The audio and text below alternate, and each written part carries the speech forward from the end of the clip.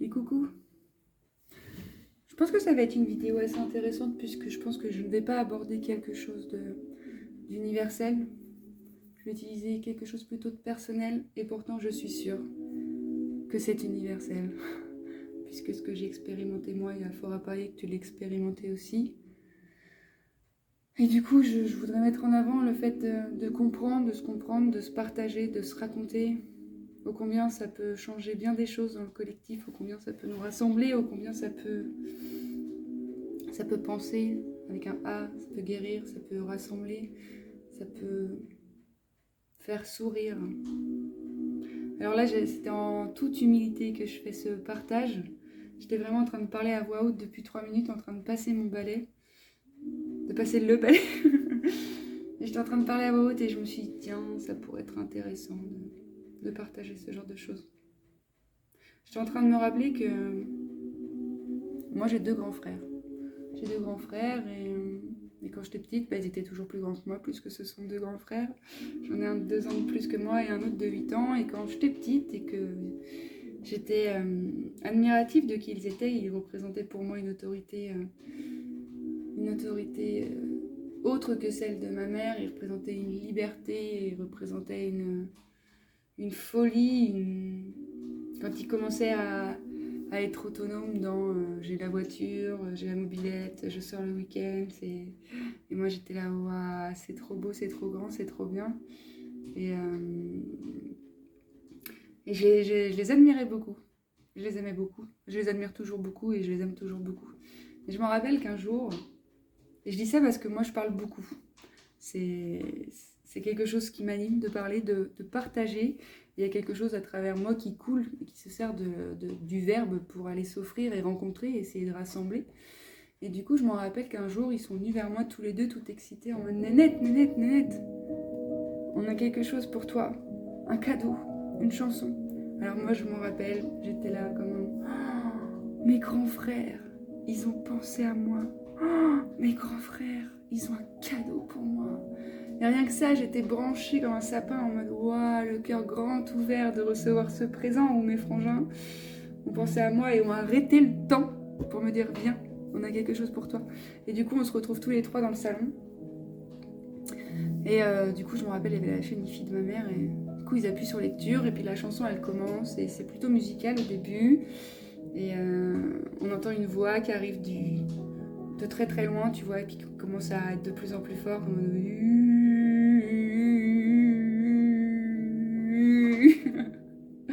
Tu parles trop, tu parles trop, tu parles trop, tu n'écoutes plus personne.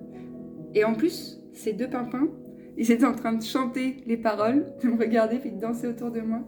Et alors, je vais pas vous mentir, à l'intérieur de moi, il y a quelque chose qui est parti en éclat. Ça m'a... J'ai été tellement triste. J'étais là, ah ouais, donc le cadeau qui était pour moi, en fait, c'était de m'offrir cette chanson qui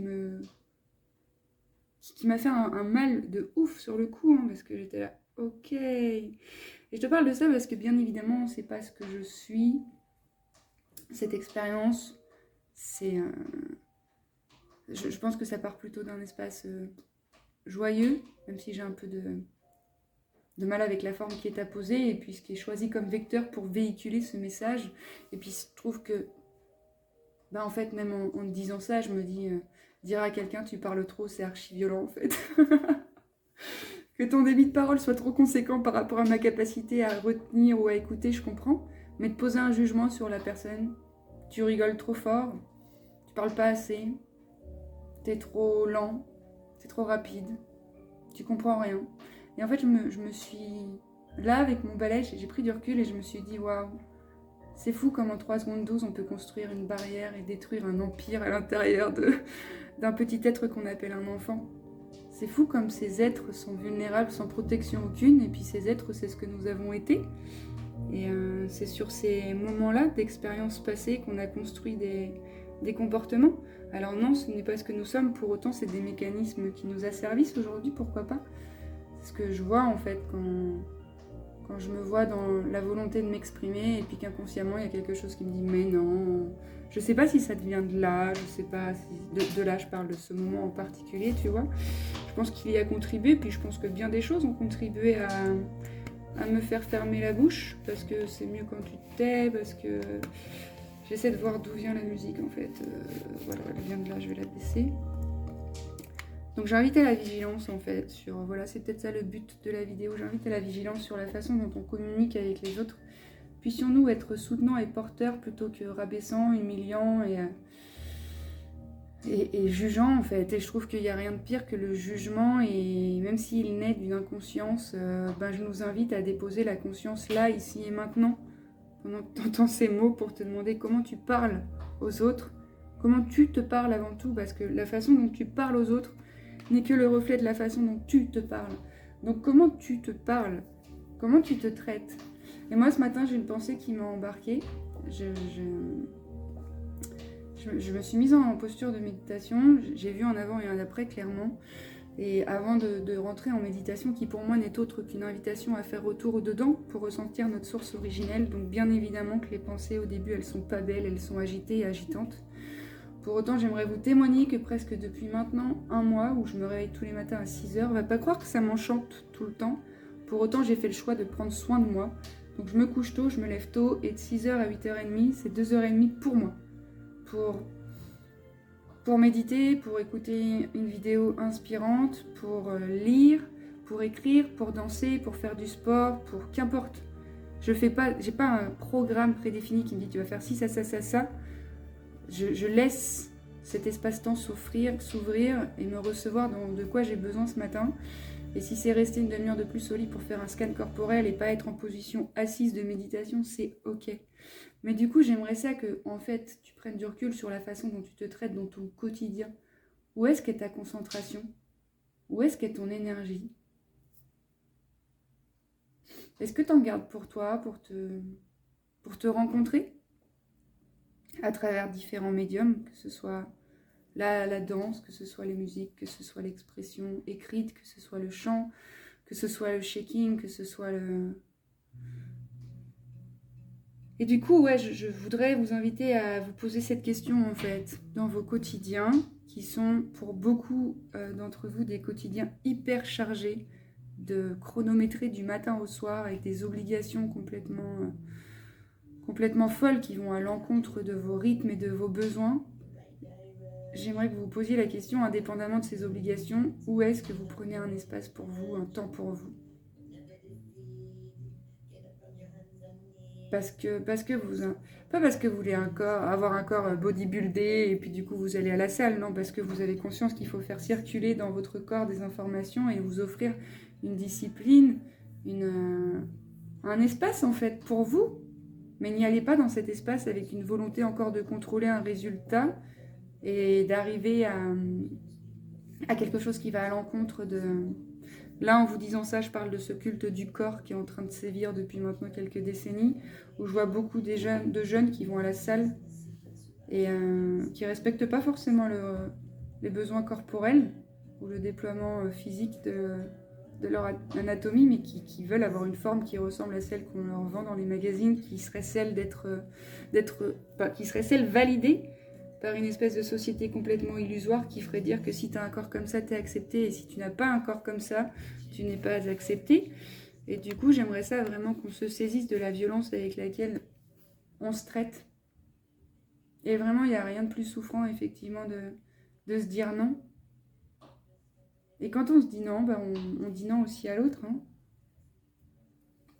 Donc vraiment, c'était un partage, non pas pour que vous vous disiez « Oh, la pauvre bichette !» Non, non, non, non, je vais très bien, je suis très contente que ça se soit dévoilé ainsi pour que je puisse vous parvenir de cette façon-là, avec ces mots-là, et vous proposer une question à vous poser. Comment est-ce que tu te traites? Quels sont les premiers mots que tu te prononces dès le matin? Ah putain, je suis en retard. Oh putain, fais chier, j'ai pas envie d'y aller. Ou est-ce que vous créez un petit sas de... Ouh, mais c'est moi ça. Et de vous toucher, oh mon Dieu. Et de vous admirer dans votre coupe de cheveux complètement oufissime. Oui. Non, vraiment, c'est très important parce que cette coupe de cheveux est ce qu'elle est. J'ai deux choix, tu vois. En mode, oh là là, mais c'est n'importe quoi, mais putain, qu'est-ce que c'est ridicule, je peux rien faire, regarde, c'est moche. Oh, je ressemble à quoi? Un espèce de balai brosse qui n'a aucune allure, tu vois. Et là, je peux commencer à me dire, oh là là, qu'est-ce qu'il faudrait? Tu vois, je fronce mes sourcils. Tu vois, physiquement parlant, rien que de par le fait de froncer mes sourcils, mon cerveau, il enregistre certaines informations qui me font dire on n'est pas content. Donc, il va générer des hormones en fonction de ces contractions de sourcils. Ou alors, j'ai le choix de me dire,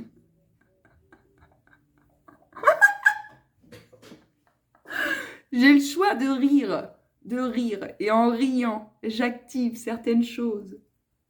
Mes mâchoires, maxillaires qui font que j'ai un sourire sur mon visage et que mon cerveau, de par l'activation de ses muscles, prend en compte cette information et sécrète une dose. Dopamine, oxytocine, sérotonine, endorphine, qui sont des hormones qui vont permettre à mon corps de recevoir des choses qui lui font du bien, qui vont permettre à mon système nerveux de se détendre, qui vont permettre à la fierté de circuler, à la confiance en moi d'augmenter et du coup d'être en lien avec le vivant depuis un espace intérieur plus ouvert. Alors que si je fais ça, oh, mais t'as un problème, regarde, c'est un peu du tout ça, dis donc, qu'est-ce que c'est d'elle? Et bien si je fais ça, repli stratégique de oula, non, repli stratégique, je me replie, je contracte mon système nerveux, je suis en insécurité et alors là l'autre, l'extérieur, le monde me fait peur et je me sens en danger. Mais parce que je suis déjà en danger dans mon dedans. Donc voilà, je pense que nous allons... La prochaine méditation... mais ça va être pour faire l'expérience directe à travers une méditation d'un système nerveux détendu et pour que l'expérience soit goûtée jusque dans la chair à travers aucun autre outil que vous, ma voix et une potentielle musique. Mais ce sera bel et bien vous et vous seul. Ce ne sera pas après une pratique physique ou une séance d'hypnose ou 3 cigarettes ou 2 cafés ou 2 tisanes, qu'importe, ce sera juste avec votre présence à vous. Bon, si vous êtes intéressé pour expérimenter ce genre de choses avec moi, je vous laisse... Non, parce que là, j'ai plusieurs trucs sur le feu en même temps, donc je ne sais pas trop quelle forme donner à tout ça. N'en demeure pas moins que je vais revenir vers vous assez prochainement avec une proposition de méditation. Sachez que si vous voulez être informé, vu que je n'ai toujours pas mis de newsletter en place, parce que pour l'instant, j'ai l'impression que je passe beaucoup trop de temps, enfin pas beaucoup trop, mais beaucoup plus de temps avec mon ordinateur que ce que j'étais habituée jusqu'à présent dans ma vie. J'ai l'impression que ça demande à ma tête et tout ça, une espèce de oula, on se détend. Une adaptation, un temps, tu vois, pour acquérir ce savoir et puis être tranquille avec. Néanmoins, si tu veux qu'on expérimente ensemble ça, bah, j'aimerais ça que tu m'envoies soit une adresse, soit un message à mon adresse mail, un mail, célinejoselon@lavache.com, soit tu laisses dans les commentaires ton adresse mail, je la rentrerai dans ma cabecita. Après, je la rentrerai dans ma cabecita cérébrale. Ensuite, je t'enverrai un petit mail. Voilà. L'invitation à travers tout ça, à travers le partage, c'est que tu puisses élargir ta compréhension sur ce qui est là pour toi et poser un regard intérieur et percevoir autrement. Tu vois, ces questions, elles sont nécessaires. Comment est-ce que tu te traites? Est-ce qu'indépendamment de l'expérience que tu es en train de vivre, ben, tu penses que tu devrais aller plus vite, faire mieux, que tu n'as pas compris, c'est toujours comme ça, que t'es trop con, que de toute façon les autres ils sont meilleurs et que toi tu arriveras pas. Tout ce genre d'histoire que dès lors que tu poses ton attention sur ce genre de croyances, tu continues à faire une chimie de ton cerveau qui est complètement foireuse pour l'entièreté de ton corps. Donc ton corps avec ces pensées-là ben, réceptionne des acides aminés, des hormones qui lui font dire que la vie est dangereuse, que de toute façon c'est compliqué, fait fermer le corps et depuis cette fermeture de corps, bah du coup les pensées sont justifiées de ouais, c'est trop dur et tout ça quoi. Donc on va reprendre la maîtrise ensemble de tout ça les amis à travers Voilà, moi j'ai à cœur de vous retransmettre des informations concernant l'épigénétique, les pensées, le cerveau, le nerf vague, Tout ça pour qu'on puisse en fait savoir comment on fonctionne tout simplement. Hein. Ce que je vais vous transmettre, c'est pas moi qui l'ai découvert. Moi, je me suis formée, je me forme, je m'informe encore en permanence parce que c'est ce qui me passionne. Après, bah, moi, j'aime bien retransmettre parce que j'observe qu'en fait, la souffrance est souvent générée par la méconnaissance et que la connaissance permet à la conscience de se déposer. Donc voilà, puissions-nous ensemble, en conscience, aller investir ces espaces sans jugement aucun, puisque de toute façon, on ne savait pas, on ne nous a pas appris et nous sommes en train d'apprendre. Donc, à partir de là, c'est merveilleux, on apprend ensemble et du coup, ben, c'est merveilleux. Franchement, c'est merveilleux. Ah, voilà, c'est merveilleux. Je pourrais me dire que c'est merveilleux d'apprendre ensemble, qu'on ait cette chance actuellement dans ce qui est en train d'advenir, de pouvoir vivre ça. Comme je pourrais me dire, ah putain, trop con, trop dommage, et puis l'école, elle nous a pas enseigné ça, et puis putain, c'est de la faute de mes parents qui m'ont pas dit. En fait, le pourquoi c'est comme ça, c'est parce que, si c'est parce que t'as mangé du camembert hier, ou que ton slip il est trop petit, ou qu'à 4 ans tu t'es pris une claque alors que t'as dit à ton père que tu l'aimais, n'en demeure pas moins que la seule réalité qu'à prendre en considération, c'est celle de l'instant, et comment composer avec ce qui est, plutôt que le pourquoi qui va nous emmener dans des espaces enfermants, ok? Donc c'est comment on va cultiver ensemble, quotidiennement, hein, parce que c'est pas juste allez, je fais ma méditation 45 minutes par jour, boum, j'ai coché la case de je prends soin de moi. Non, mais c'est tous les jours maintenant. Qu'est-ce que tu manges, qu'est-ce que tu penses, qu'est-ce que tu bois, qu'est-ce que tu mets dans ton corps, qu'est-ce que tu alimentes comme pensée. En fait, c'est vraiment comment tu te perçois. Est-ce que tu te perçois comme une chose étant vraiment limitée, assujettie à des choses et condamnée, ou est-ce que tu t'estimes comme un plein potentiel qui ne s'est pas encore réalisé parce que c'était pas l'heure et qu'aujourd'hui d'autres possibles sont, tu vois? Donc vraiment, doudou les doudous, hein. La douceur, hein. On n'est pas là pour se taper dessus, merde. Enfin, on peut, je veux dire, mais ça fait mal de se taper dessus. Peut-être on pourrait juste prendre des plumes, puis se caresser avec, tu vois, en mode « Ouh, c'est tout doudou !» pour restaurer la douceur dans nos dedans, quoi. Voilà les petits trésors, c'était une petite vidéo spontanée. Puissiez y percevoir dedans tout l'amour que je vous porte, que je nous porte, tout l'espoir que j'ai pour nous de faire advenir une version de nous, non pas nouvelle, mais qui est bel et bien ce que nous sommes, mais que nous avons oublié. Donc vraiment, le but, c'est de restaurer. Voilà, on va prendre une maison et la restaurer. On va rien raser du tout. On va juste décoller tout ce caca, et sans pour autant avoir à le faire, sinon en cultivant des espaces d'essence originelle qui puissent se dévoiler et prendre en charge ce caca, en fait. Vraiment, quand tu es en état de méditation et connecté à quelque chose de plus juste, ton cœur ou quoi qu'est-ce, tu permets à ton corps de se saisir de cette information et de changer la chimie du cerveau. Vraiment, sachez-le. Je vous fais un petit témoignage express parce que j'ai fait cette vidéo il y a 4 ans, puis je suis pas sûre que tu l'aies vue. Moi, en 2014, j'ai été diagnostiquée bipolaire. J'ai fait beaucoup de dépression dans mon adolescence et adolescence. J'ai eu beaucoup de comportements autodestructeurs. J'étais vraiment dans une recherche... Bref.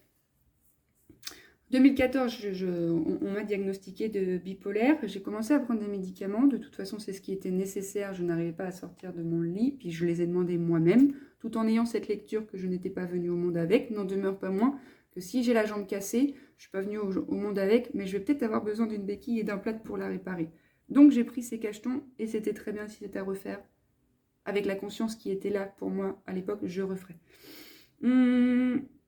J'ai pris les médicaments pendant 4 ans, tous les jours. Au bout d'1 an, déjà, où j'avais régulé... C'est un médicament que tu prends au début à l'arrache, c'est-à-dire que tu prends 2 médocs, par hasard. Si tu prends 2 médocs pendant une semaine, tu vas faire une prise de sang, et c'est du lithium. Et savoir si ta lithiémie est juste, tu fais une prise de sang, ça doit être entre 0,8 et 1,2. Donc si c'est à 1,3, c'est trop, donc tu passes de 2 à 1,5. Et puis tu vois, tu fais une semaine ça, prise de sang, oh, c'est passé à 1,1. Ok, on est bon. Du coup, tu sais que ton dosage, c'est plutôt ça. Donc, tu continues et tout ça.